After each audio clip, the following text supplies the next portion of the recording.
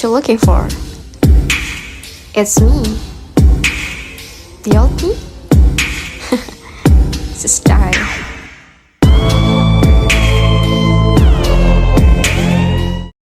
Assalamualaikum warahmatullahi wabarakatuh. Annyeonghaseyo. Hello everyone, welcome back to my YouTube channel. Baiklah, di sini aku akan menjelaskan tentang latihan logis mata kuliah resolusi konflik dengan NIM 2234400021. Ketika kita merasa kewalahan dalam menghadapi informasi yang tak terbatas atau bingung ketika harus mengambil keputusan besar, nah, bagaimana jika kunci dari semua ini adalah pemahaman logika? Kali ini kita akan membahas logika sebagai alat utama dalam menghadapi problem dengan cerdas dan terang. Sebelum itu, kita harus mengetahui apa itu logika, bagaimana cara menggunakannya, dan kenapa kita itu sering kali gagal dalam berpikir logis. Jadi teman-teman, logika ini sering dianggap sebagai cabang matematika atau filsafat. Tetapi sebenarnya logika ini adalah dasar berpikir kita. Ini bukan hanya soal angka ataupun teori, melainkan seni berpikir terstruktur dan berguna dalam kehidupan kita sehari-hari. Ketika kita dihadapkan pada berbagai informasi, kemampuan logika memungkinkan kita memilah mana yang benar-benar bermanfaat dan mana yang tidak. Misalnya, dalam dunia digital yang penuh dengan informasi, kita itu sering sekali terpapar pada berita yang belum tentu benar. Lalu, bagaimana kita bisa melatih diri ini agar kita berpikir logis? Yaitu dengan 3 tipe.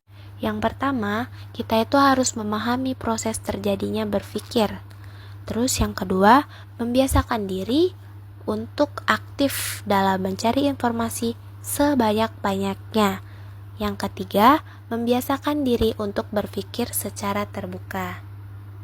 Pada tipe pertama itu terdapat 2 pola pikir, yaitu pola pikir cepat atau otomatis. Ini adalah mode berpikir yang sering kita gunakan dalam situasi yang membutuhkan keputusan cepat, seperti saat mengalami situasi yang mendesak. Lalu, di sisi lain kita juga memiliki pola pikir yang lambat atau kritis.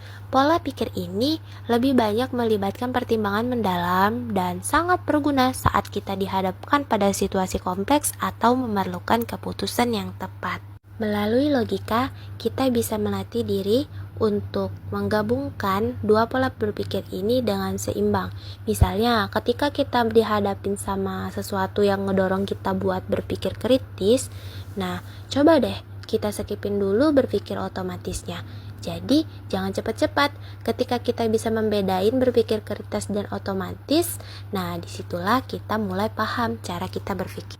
Selanjutnya, tipe kedua, membiasakan diri aktif dalam mencari informasi sebanyak-banyaknya. Nah, salah satu karakteristik orang yang berpikir kritis adalah orang yang punya banyak wawasannya. Kemudian, tipe yang terakhir yaitu membiasakan diri untuk berpikir secara terbuka. Membiasakan diri untuk berpikir secara terbuka adalah langkah positif untuk pengembangan diri. Pemikiran terbuka memungkinkan kita menerima berbagai sudut pandang, mencari solusi kreatif, dan lebih fleksibel dalam menghadapi perubahan. Misalnya, ketika kita menemukan informasi yang kita yakini itu benar dan ada orang yang bilang kalau itu informasi yang salah, ya kita santai aja mencoba dengerin pendapat orang itu.